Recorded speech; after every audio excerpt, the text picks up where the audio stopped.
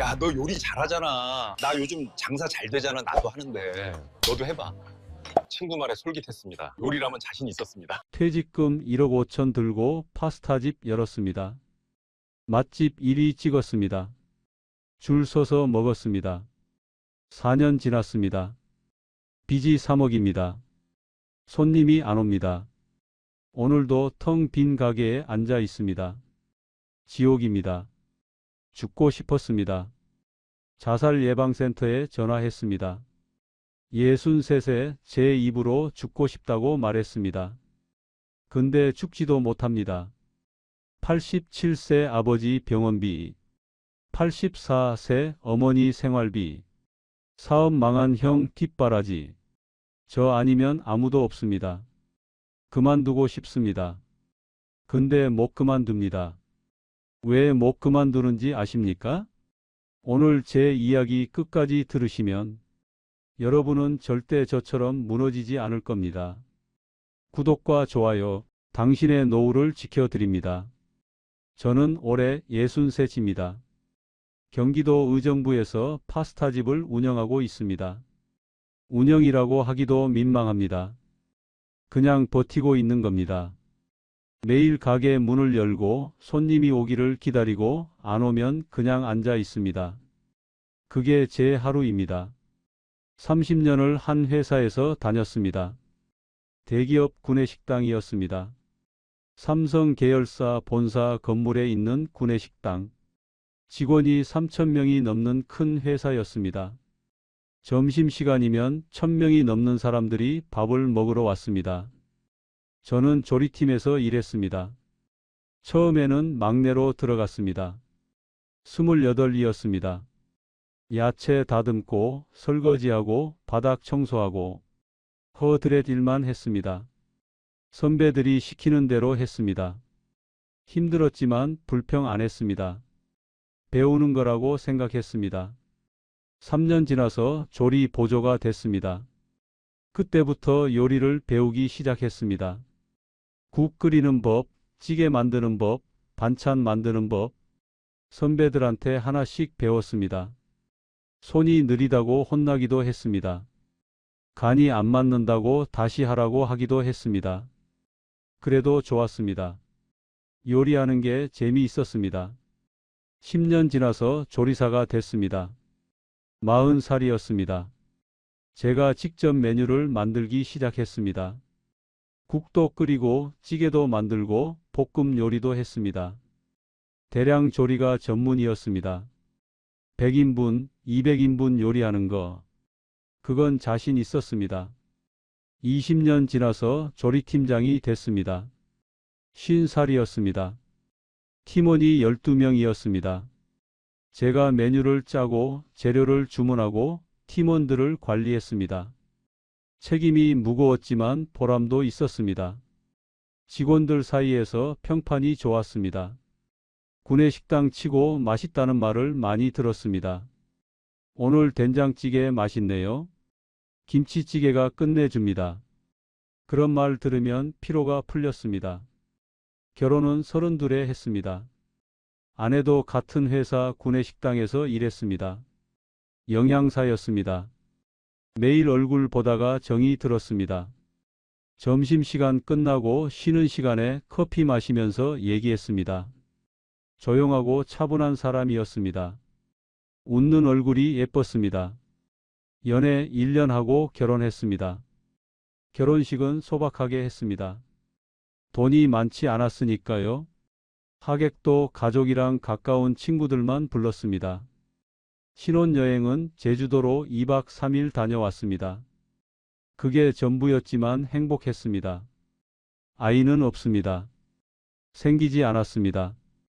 결혼하고 3년 동안 기다렸는데 안 됐습니다. 병원도 다녀봤습니다. 특별한 문제는 없다고 했습니다. 그냥 안 되는 거라고. 시험관도 해봤습니다. 3번 시도했는데 다 실패했습니다. 아내가 많이 울었습니다. 미안하다고. 아이를 못 낳아서 미안하다고. 저는 괜찮다고 했습니다. 둘이 사는 것도 나쁘지 않다고. 진심이었습니다. 아내만 있으면 됐습니다. 시간이 지나니까 받아들여졌습니다. 둘이 사는 게 익숙해졌습니다. 오히려 편한 점도 있었습니다. 아이 교육비 걱정 안 해도 됐고, 둘이 여행도 다닐 수 있었고, 30년 동안 구내식당에서 일했습니다. 새벽 5시에 일어났습니다.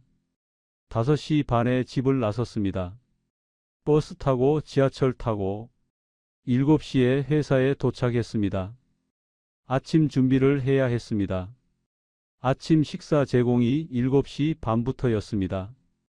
그 전에 모든 준비를 끝내야 했습니다. 밥을 짓고 국을 끓이고 반찬을 세팅하고 정신없이 움직였습니다. 아침이 끝나면 점심 준비, 점심이 끝나면 저녁 준비, 저녁이 끝나면 다음 날 준비, 집에 오면 밤 9시, 10시였습니다. 씻고 밥 먹고 자면 하루가 끝났습니다. 주말에도 쉬지 못할 때가 많았습니다. 회사 행사가 있으면 주말에도 나가야 했습니다. 야유회, 체육대회, 송년회, 그런 행사 있으면 케이터링을 해야 했습니다. 힘들었습니다. 하루 종일 서서 일했습니다. 무거운 솥 들고 뜨거운 불 앞에 서고, 여름에는 주방이 사우나였습니다. 에어컨이 있어도 불 앞에 있으면 소용없었습니다. 땀이 비 오듯 흘렀습니다. 위생 때문에 긴 옷을 입어야 했는데 그게 더 더웠습니다. 겨울에도 더웠습니다. 불 앞에 있으니까요. 근데 주방 밖으로 나가면 추웠습니다. 온도 차이가 심해서 감기에 자주 걸렸습니다. 그래도 좋았습니다. 저는 요리가 좋았습니다. 제가 만든 음식을 사람들이 맛있게 먹는 게 좋았습니다. 구내식당이라고 대충 하지 않았습니다. 정성껏 했습니다. 국물 하나도 제대로 우려냈습니다. 멸치 육수, 다시마 육수, 사골 육수, 인스턴트 안 쓰고 직접 끓였습니다. 월급은 많지 않았습니다. 30대에 250만 원 받았습니다. 40대에 350만 원, 50대에 450만 원, 퇴직할 때 500만 원. 대기업이지만 구내식당이라 본사 직원들보다 훨씬 적었습니다. 그래도 감사했습니다. 꾸준히 월급이 나왔으니까요. 집도 샀습니다. 45에 의정부에 아파트를 샀습니다. 25평, 2억이었습니다. 대출 1억 4천 받아서 샀습니다. 15년 동안 갚았습니다. 59에 다 갚았습니다. 대출 다 갚던 날 아내한테 말했습니다. 여보, 우리 이제 빚 없어. 아내가 웃었습니다. 눈가에 눈물이 맺혔습니다. 고생했어요. 우리. 그래. 이제 좀 편하게 살자. 대출 갚느라 15년 동안 허리띠 졸라맸습니다. 외식도 잘 안 하고 여행도 잘 안 가고 아끼고 아껴서 갚았습니다. 그게 끝나니까 숨통이 트였습니다. 그때 생각했습니다. 이제 몇 년만 더 다니면 된다. 정년까지 다니고 퇴직금 받고 연금 받으면서 편하게 살면 된다. 근데 60 되던 해였습니다. 점심시간이 끝나고 정리하고 있었습니다. 인사팀에서 연락이 왔습니다. 팀장님, 회의실로 좀 오시겠어요? 무슨 일인가 싶어서 갔습니다. 인사팀장이 앉아 있었습니다. 표정이 굳어 있었습니다.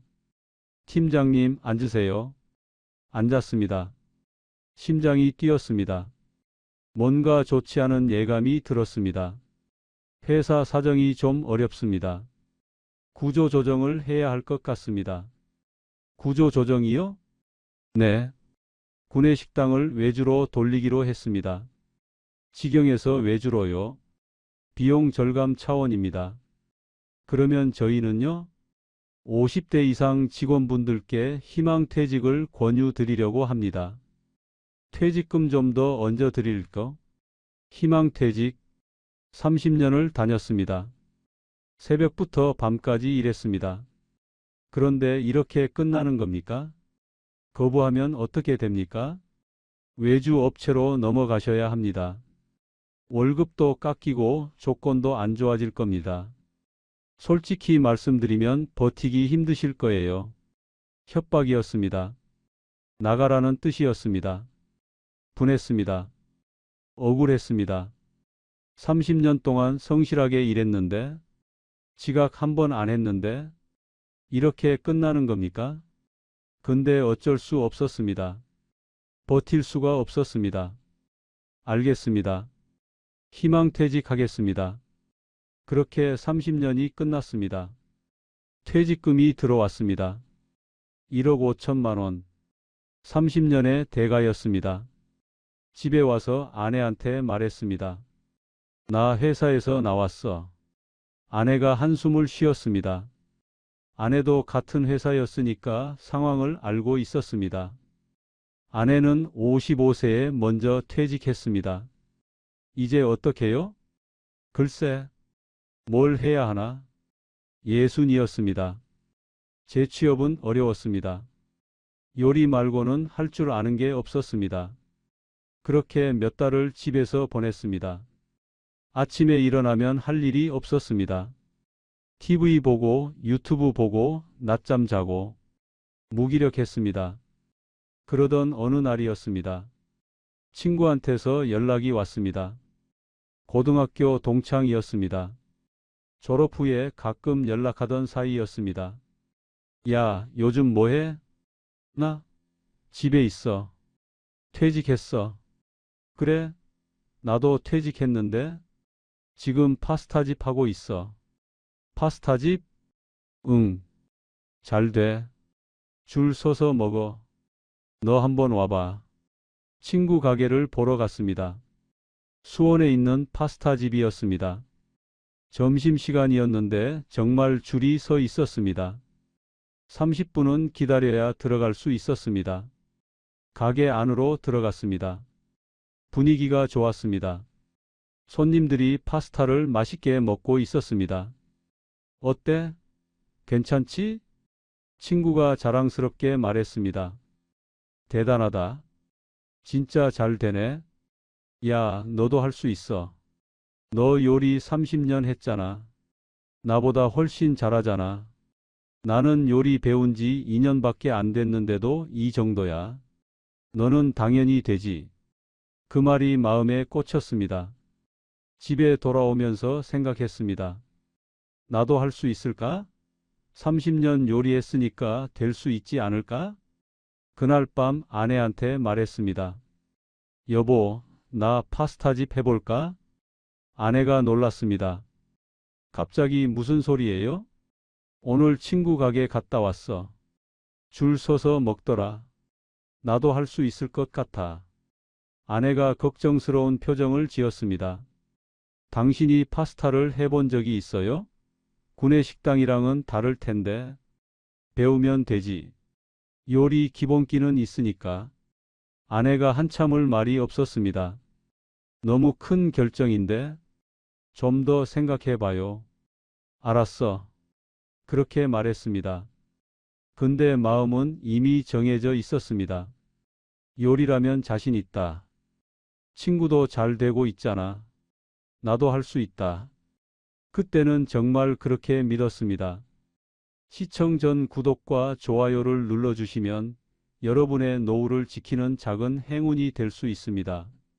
파스타를 배우기 시작했습니다. 친구한테 기본을 배웠습니다. 일주일에 2번씩 친구 가게에 갔습니다. 영업 끝나고 밤에 가서 배웠습니다.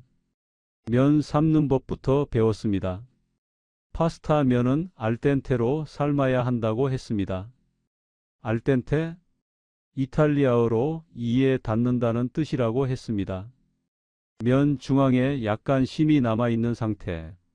그게 알덴테라고요. 처음에는 감이 안 왔습니다.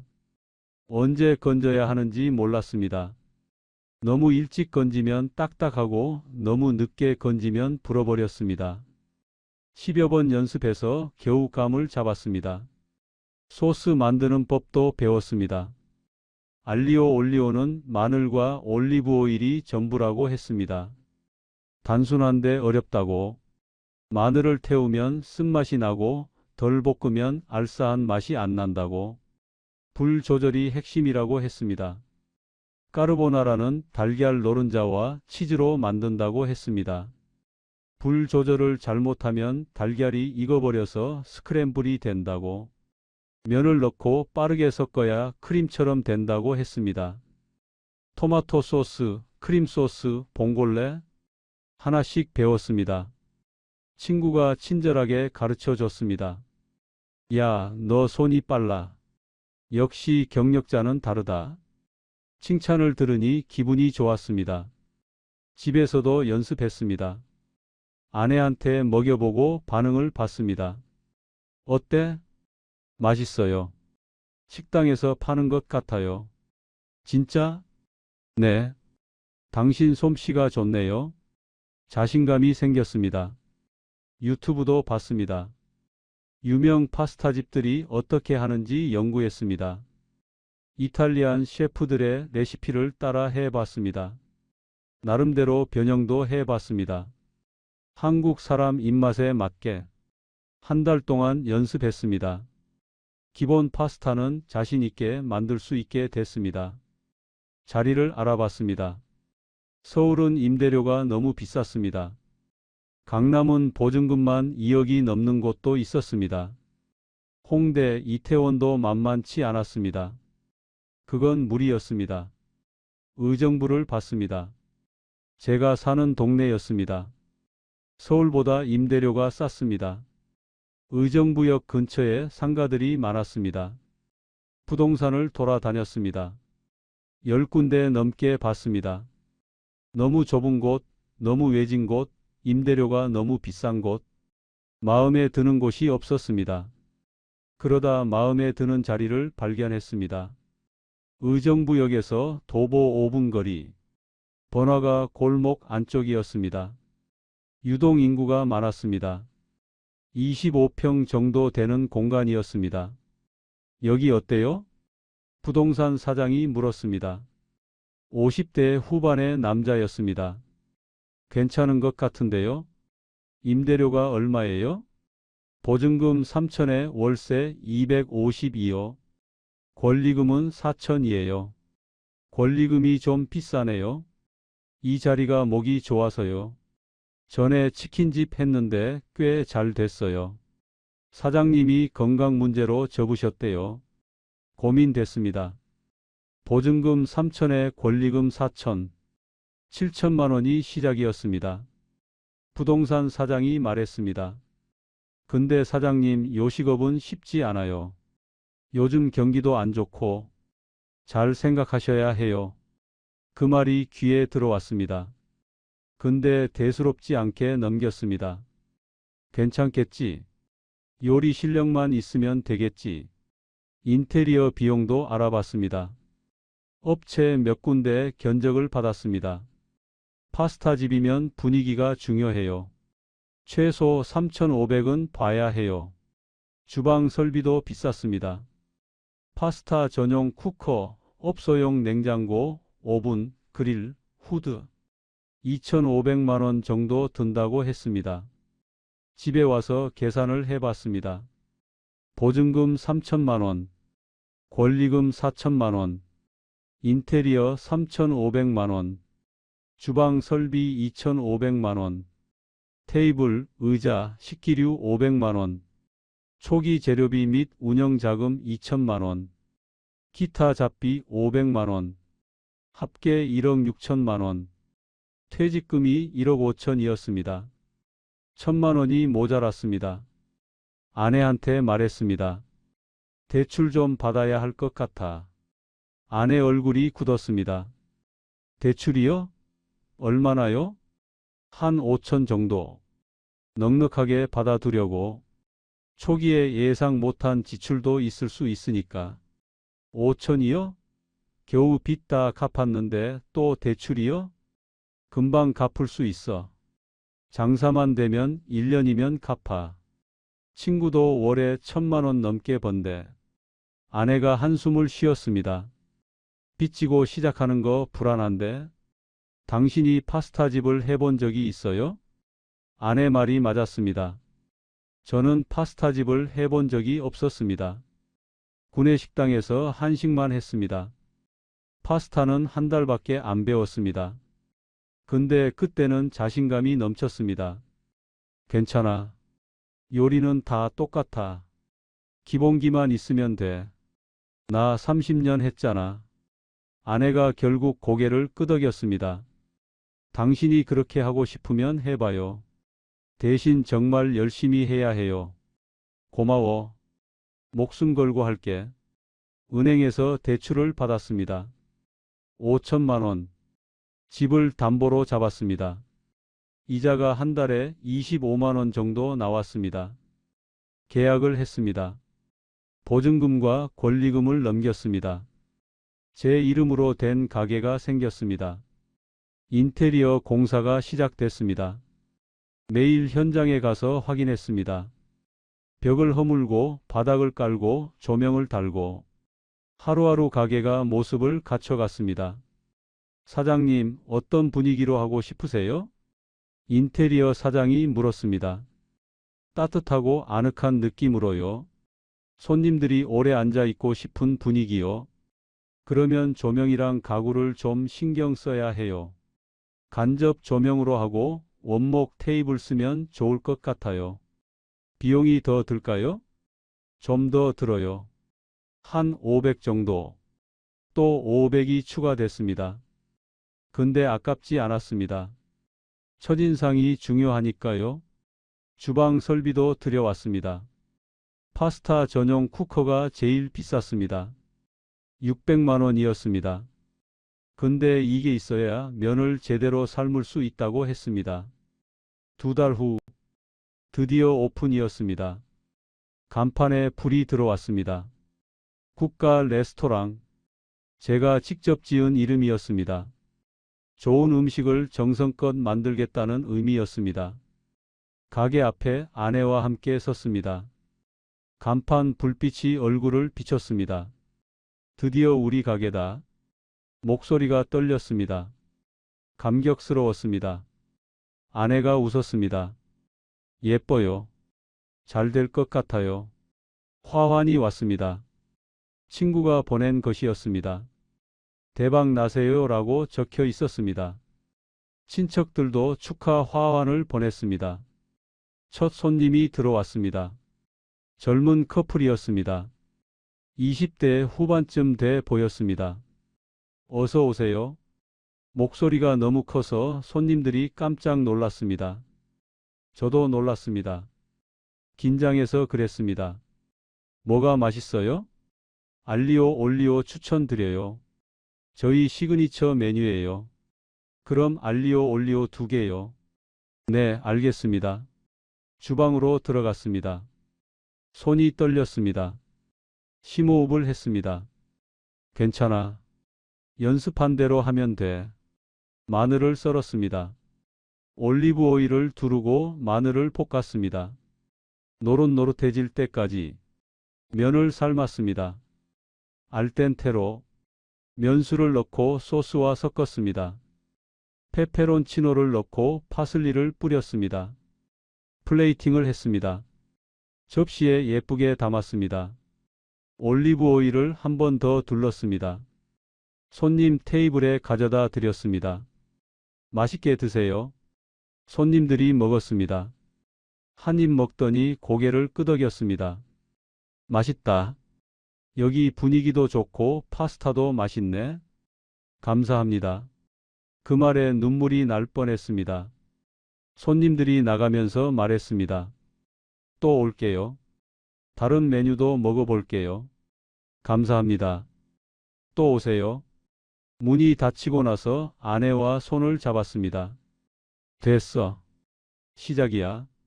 우리 잘할 수 있을 거야. 아내가 고개를 끄덕였습니다. 눈가가 촉촉했습니다.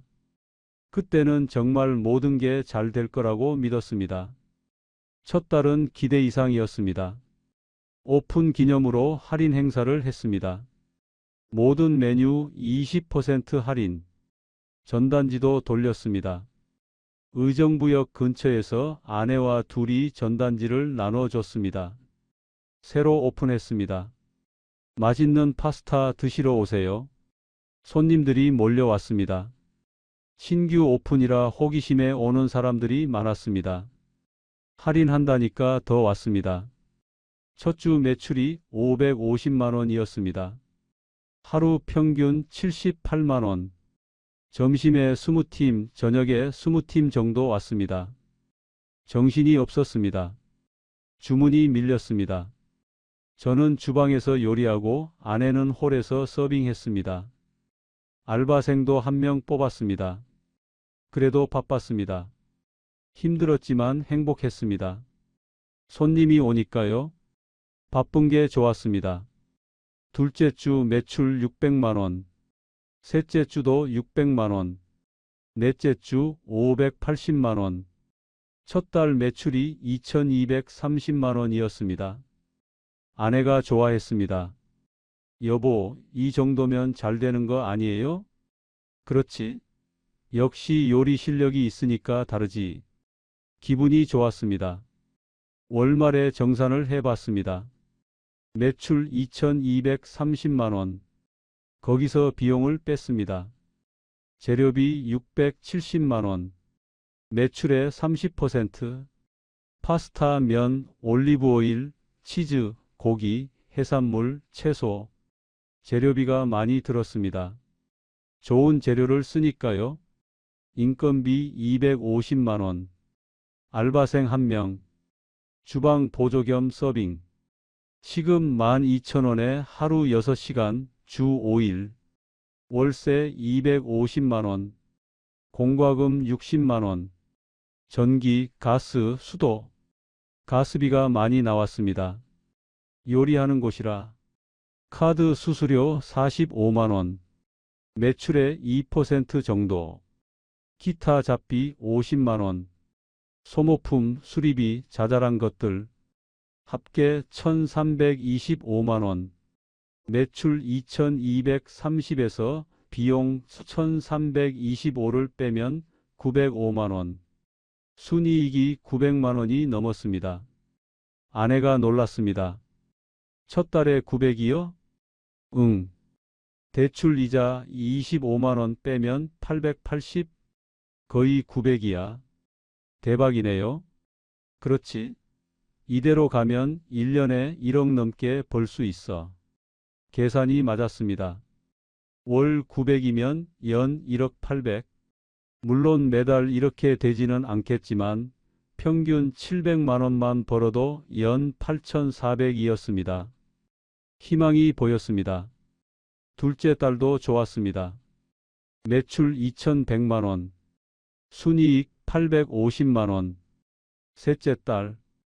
매출이 2,400으로 올랐습니다. 입소문이 나기 시작했습니다. 네이버 플레이스에 리뷰가 달리기 시작했습니다. 의정부 파스타 맛집 발견. 알리오 올리오가 진짜 맛있어요. 마늘 향이 제대로예요. 분위기도 좋고 파스타도 맛있고 데이트하기 좋아요. 가격도 착해요. 사장님이 직접 요리하시는데 정성이 느껴져요. 재방문 의사 100%. 리뷰를 읽을 때마다 가슴이 뭉클했습니다. 내가 만든 음식을 맛있다고 해주니까요. 넷째 달. 매출 2,600. 다섯째 달. 2,800. 점점 올라갔습니다. 여섯째 달에는 네이버 의정부 맛집 순위에 올랐습니다. 파스타 카테고리에서 5위. 처음으로 순위권에 들어간 거였습니다. 아내가 기뻐했습니다. 여보, 우리 5위래요. 5위. 핸드폰을 들고 보여줬습니다. 정말 5위였습니다. 기분이 이상했습니다. 구내식당에서 30년 일할 때는 이런 인정을 받아본 적이 없었습니다. 그냥 묵묵히 일하고 월급 받고 그게 전부였습니다.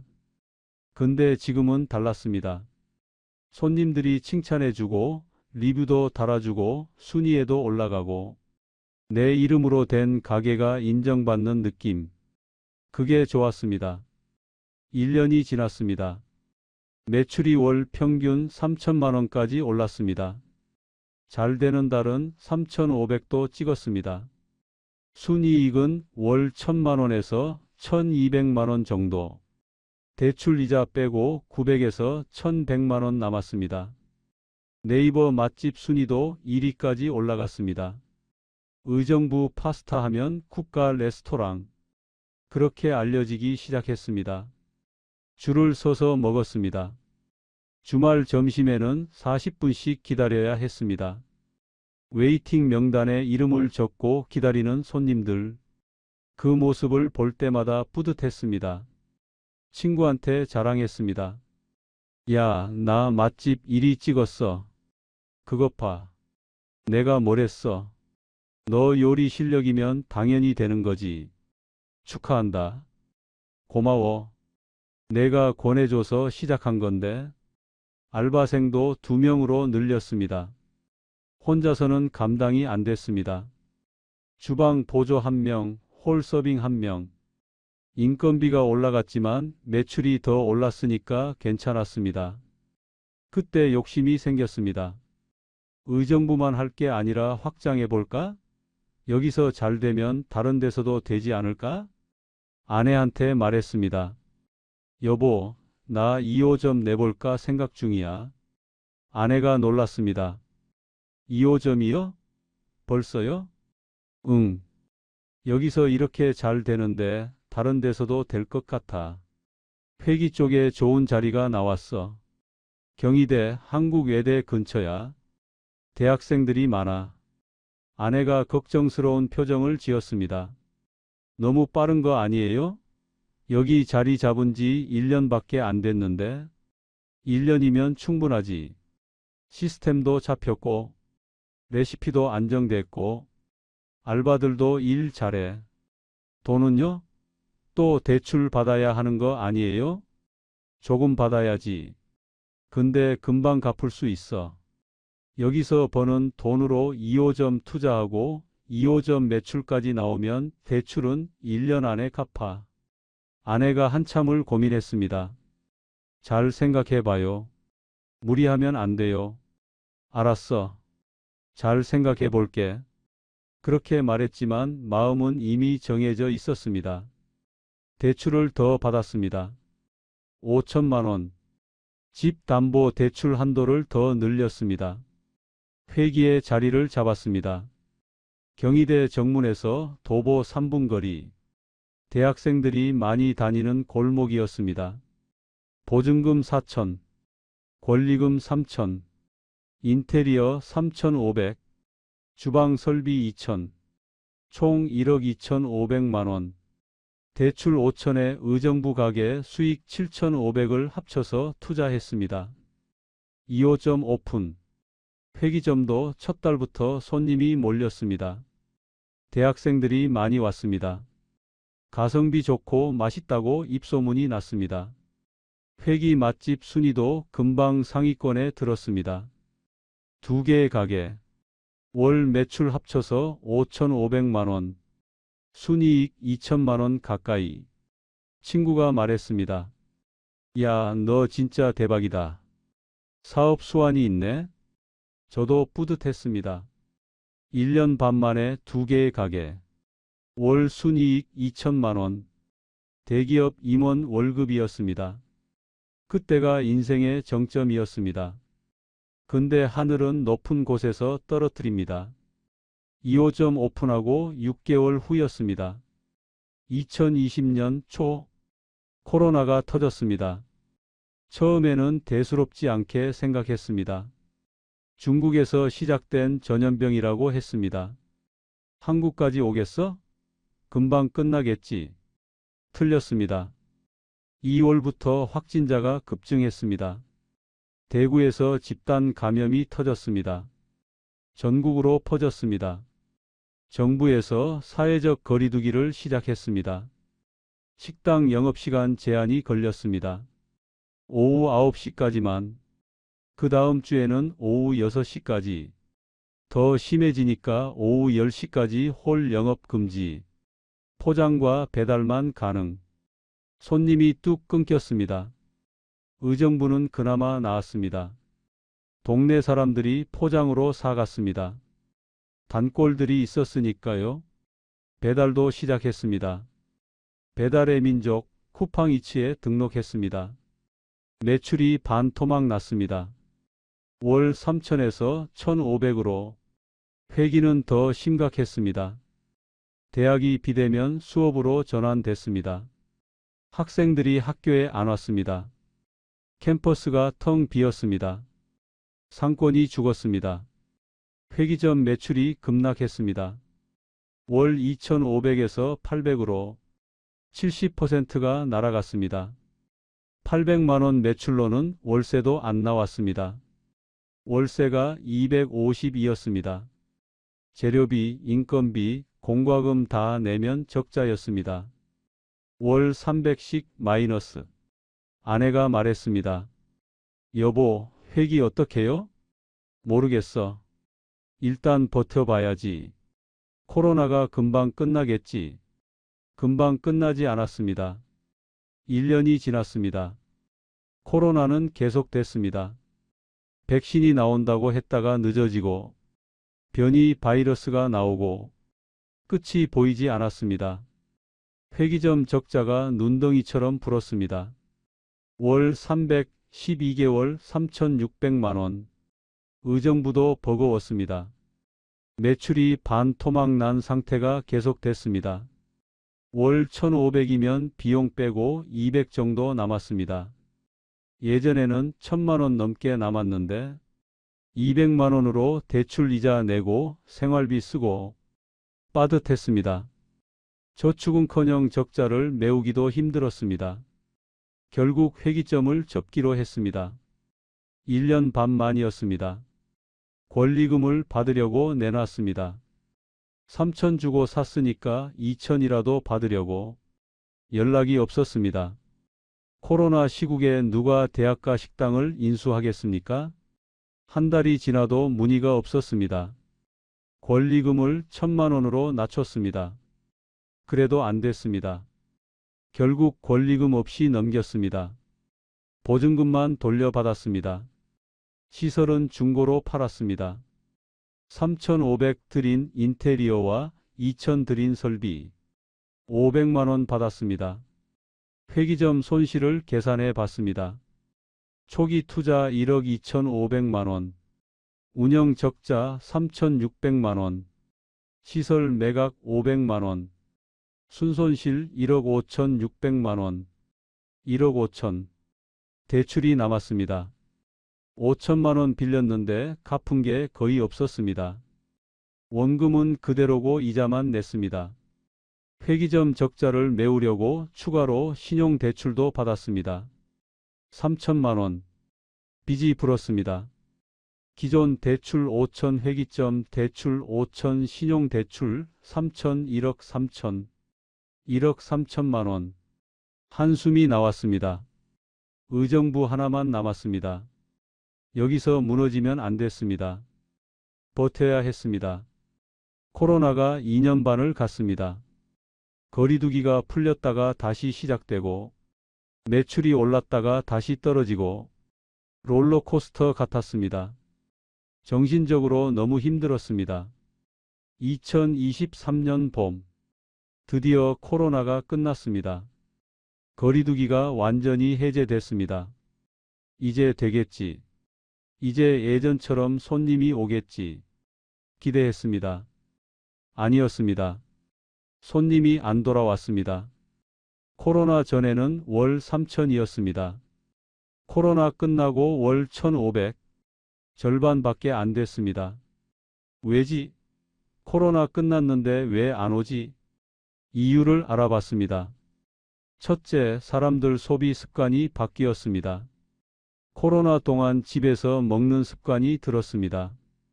밀키트, 배달 음식, 굳이 외식을 안 해도 됐습니다. 둘째, 경기가 나빠졌습니다. 물가는 오르고 월급은 그대로. 사람들이 지갑을 닫았습니다. 외식비를 줄였습니다. 셋째, 경쟁이 심해졌습니다. 코로나 끝나고 식당들이 우후죽순 생겼습니다. 퇴직자들이 창업을 많이 했습니다. 의정부에만 파스타집이 20개가 넘었습니다. 넷째, 배달앱 알고리즘이 바뀌었습니다. 예전에는 리뷰 많으면 상위에 노출됐습니다. 지금은 광고비를 내야 상위에 나옵니다. 광고비가 한 달에 80만 원씩 나갔습니다. 다섯째, 네이버 맛집 순위가 추락했습니다. 코로나 동안 리뷰가 뜸해지니까 순위가 밀렸습니다. 1위였는데 50위, 그 다음 달 100위, 그 다음 달 200위, 200위.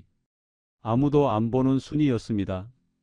검색해도 안 나왔습니다. 손님이 없는 날이 늘어갔습니다. 평일 점심에 손님이 두세 팀밖에 안 왔습니다. 저녁에는 더 심했습니다. 한 팀도 안 오는 날이 있었습니다. 빈 가게에 앉아 있었습니다. 문을 열어놓고 기다렸습니다. 지나가는 사람들을 봤습니다. 아무도 안 들어왔습니다. 오늘은 손님이 얼마나 올까? 오늘은 바빴으면 좋겠다. 매일 아침 그런 생각을 하면서 문을 열었습니다. 그리고 대부분 실망했습니다. 손님 없이 기다리는 게 지옥이었습니다. 정말 지옥이었습니다.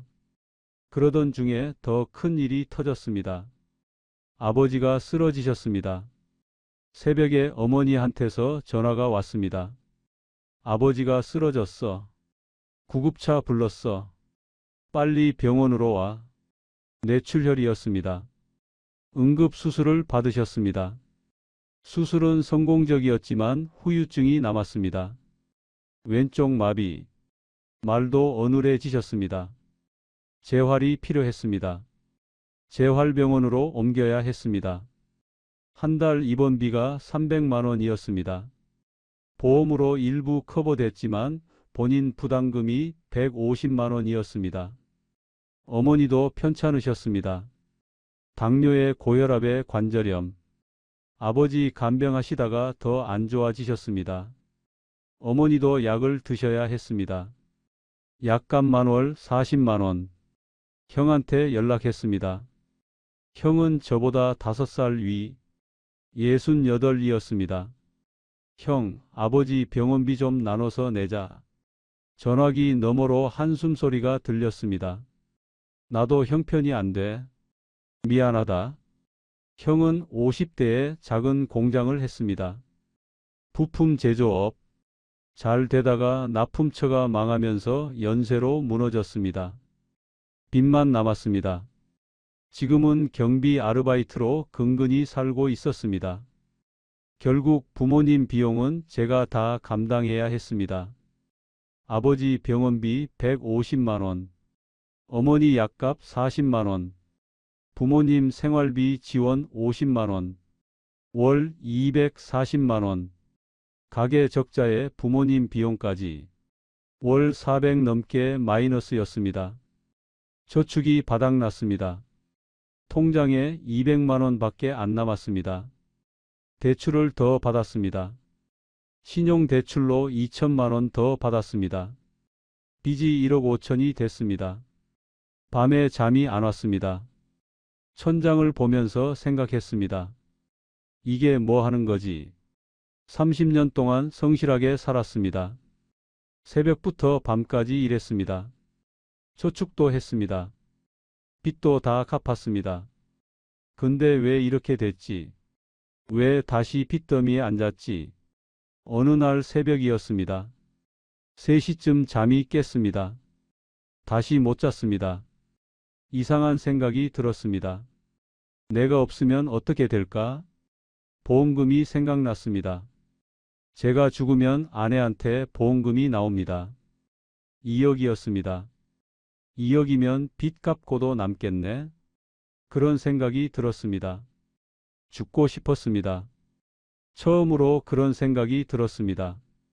63살에 처음으로 무서웠습니다. 제가 무서웠습니다. 핸드폰을 켰습니다. 검색을 했습니다. 자살 예방 상담 전화가 나왔습니다. 1393. 전화를 걸었습니다. 새벽 4시에 상담사가 받았습니다. 네, 자살예방상담센터입니다.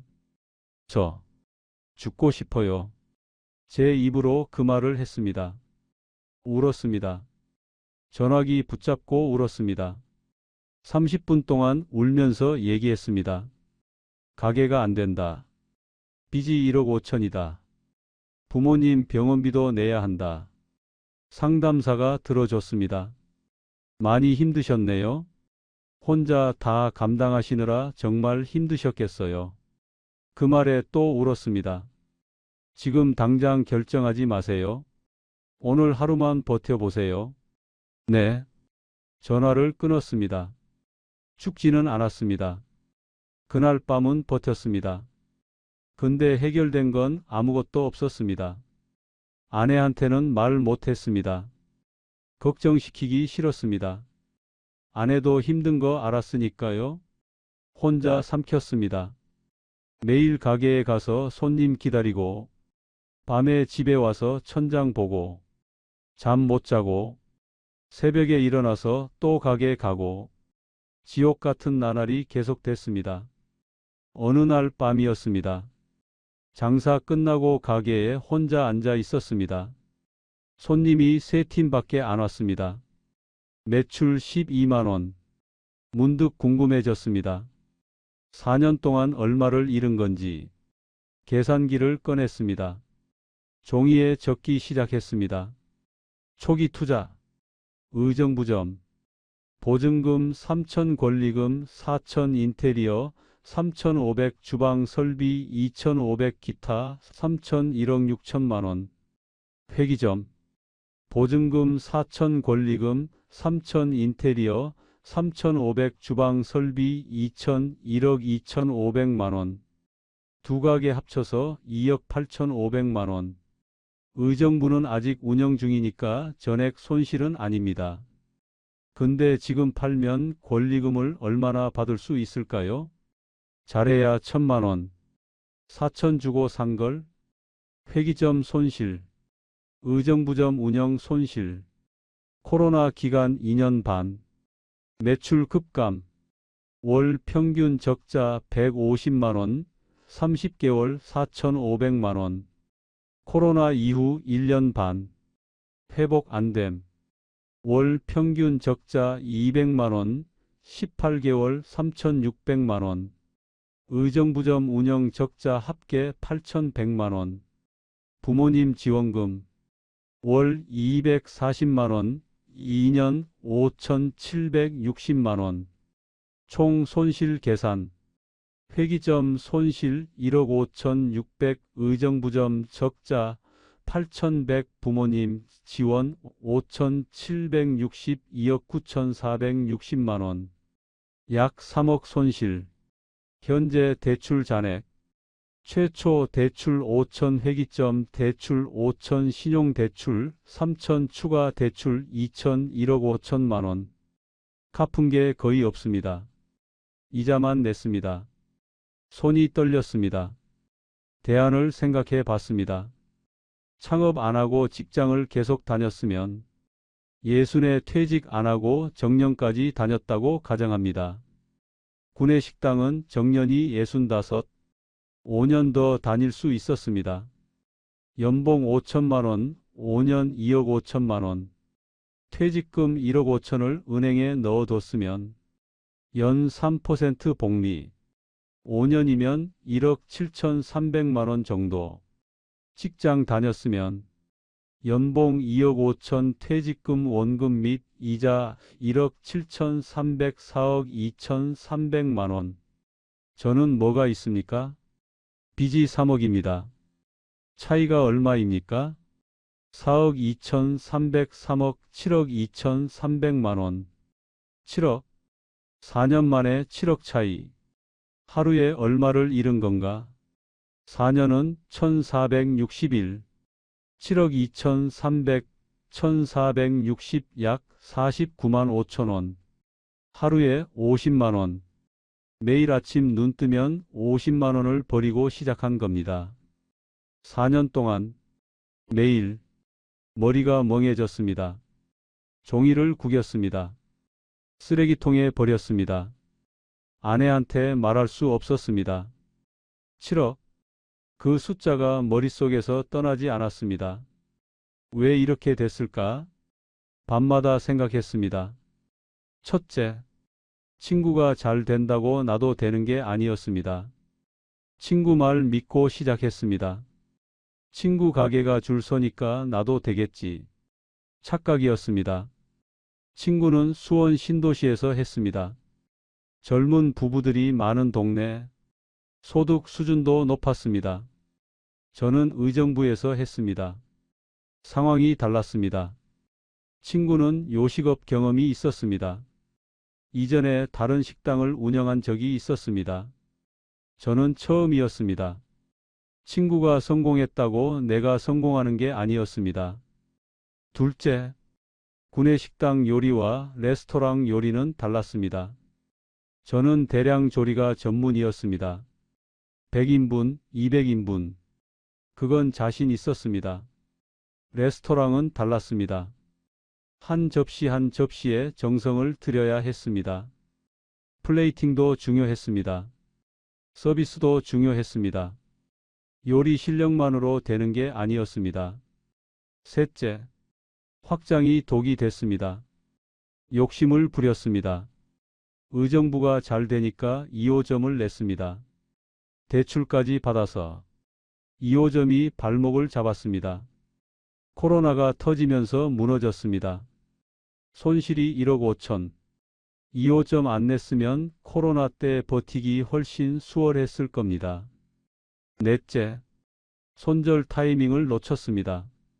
폐기점이 안 되기 시작했을 때 빨리 접었어야 했습니다. 석 달 적자 나면 손절해야 합니다. 저는 1년 넘게 버텼습니다. 버티는 동안 적자가 눈덩이처럼 불었습니다. 의정부점도 마찬가지입니다. 코로나 끝나고 회복이 안 되면 접었어야 했습니다. 저는 아직도 버티고 있습니다. 왜 못 접느냐고요? 이미 투자한 돈이 아까워서. 여기서 그만두면 지금까지 넣은 돈이 다 날아가니까. 매몰 비용의 함정. 빠져나올 수가 없습니다. 다섯째, 가족 부양 부담이 컸습니다. 부모님 병원비, 형 대신 다 떠하는 거. 월 240씩 나갑니다. 가게 적자에 가족 부양까지. 이중 부담이었습니다. 여섯째, 플랫폼에 휘둘렸습니다. 예전에는 맘만 있으면 됐습니다. 입소문 나면 손님이 왔습니다. 지금은 다릅니다. 네이버 순위, 배달앱 순위. 이게 전부입니다. 순위 떨어지면 손님이 안 옵니다. 순위 올리려면 광고비를 내야 합니다. 돈이 돈을 버는 구조입니다. 저는 마케팅을 몰랐습니다. 요리만 잘하면 되는 줄 알았습니다. 일곱째, 경쟁이 너무 심해졌습니다. 의정부에 파스타집이 20개가 넘습니다. 다들 비슷한 생각입니다. 퇴직하고 뭘 할까? 식당이나 해볼까? 공급은 넘치는데 수요는 제한적. 레드오션에 뛰어든 겁니다. 여덟째, 나이를 생각 안 했습니다. 예순에 시작했습니다. 식당은 체력 싸움입니다. 새벽부터 밤까지 서서 일해야 합니다. 지금 63입니다. 무릎이 아픕니다. 허리도 아픕니다. 하루 종일 서 있으면 다리가 퉁퉁 붓습니다. 젊었으면 더 버틸 수 있었을 겁니다. 인터넷 카페를 봤습니다. 자영업 관련 카페. 비슷한 사연이 넘쳤습니다. 친구 따라 창업했다가 3억 날렸습니다. 요리 경력 20년인데 식당 차리고 망했습니다. 요리랑 장사는 다르더라고요. 확장하다가 망했습니다. 하나 잘 된다고 둘 열면 안 됩니다. 나만 그런 게 아니었습니다. 지금도 가게는 하고 있습니다. 매일 아침 문을 엽니다. 손님이 오기를 기다립니다. 오늘은 얼마나 올까? 오늘은 바빴으면 좋겠다. 그런 생각으로 문을 엽니다. 손님이 안 오는 날은 지옥입니다. 빈 가게에 앉아서 시계만 쳐다봅니다. 그만두고 싶습니다. 해외로 도망가고 싶습니다. 근데 못합니다. 87세 아버지가 재활병원에 계십니다. 84세 어머니가 편찮으십니다. 형은 도와줄 형편이 안 됩니다. 저밖에 없습니다. 그래서 버팁니다. 선택의 여지가 없습니다. 죽고 싶다는 생각은 아직도 가끔 듭니다. 새벽에 잠이 깨면. 근데 죽지는 않을 겁니다. 제가 죽으면 부모님은 누가 돌봅니까? 아내는 어떻게 됩니까? 아내가 유일한 버팀목입니다. 아내가 옆에서 같이 일합니다. 힘들어도 웃어줍니다. 빚 다 갚으면 우리 행복해질 수 있을 거야. 아내가 그렇게 말합니다. 정말 그럴까요? 모르겠습니다. 근데 아내가 있어서 버팁니다. 빚이 있으면 행복하지 않더라고요. 돈이 없어도 행복할 수 있는데 빚이 있으면 안 되더라고요. 빚만 다 갚으면. 그 생각으로 버팁니다. 여러분께 교훈을 말씀드리겠습니다. 첫째, 친구가 잘 된다고 나도 되는 게 아닙니다. 친구 말만 듣고 시작하지 마십시오. 친구 상황과 내 상황은 다릅니다. 둘째, 요리 실력과 장사 실력은 다릅니다. 요리만 잘한다고 되는 게 아닙니다. 마케팅, 회계, 서비스, 입지 분석 다 해야 합니다. 셋째, 확장하지 마십시오. 하나가 잘 된다고 둘을 열면 안 됩니다. 하나가 무너지면 둘 다 무너집니다. 넷째, 손절 타이밍이 중요합니다. 안 되면 빨리 접으십시오. 석 달 적자면 손절하십시오. 다섯째, 나이를 생각하십시오. 60 넘어서 요식업은 무리입니다. 체력이 안 됩니다. 여섯째, 가족 상황을 고려하십시오. 부양할 가족이 있으면 리스크를 줄여야 합니다. 여러분께 정답을 알려드리겠습니다. 퇴직금으로 창업하실 건가요? 요식업 경험이 있으신가요? 마케팅을 할 줄 아시나요? 2년은 적자 버틸 자금이 있으신가요? 부양할 가족이 없으신가요? 5개 다 예면 신중하게 고려해 보십시오. 하나라도 아니오면 절대 하지 마십시오. 저는 5개 다 아니오였습니다. 그런데 했습니다. 결과는 빚 3억입니다. 하지 마십시오. 그게 정답입니다. 퇴직금은 은행에 넣어 두십시오.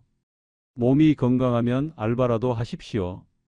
월 150만 원 버는 게 3억 잃는 것보다 낫습니다.